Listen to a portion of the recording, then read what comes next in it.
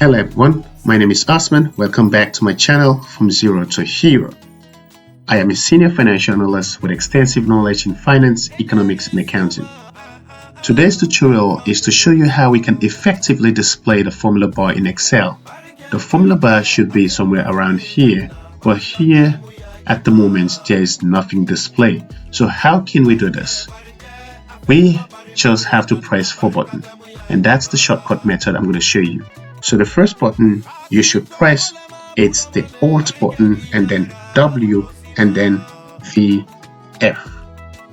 This display our formula bar here. Remember, it was not here before. So whatever calculation now we do will display here automatically.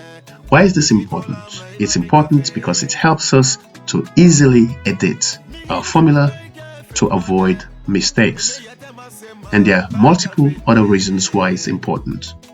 But if you would like to know more about this and more techniques and about future accounting, finance, economics tutorial, please don't forget to hit the notification bell below and subscribe to my channel. Thanks very much and have a nice day.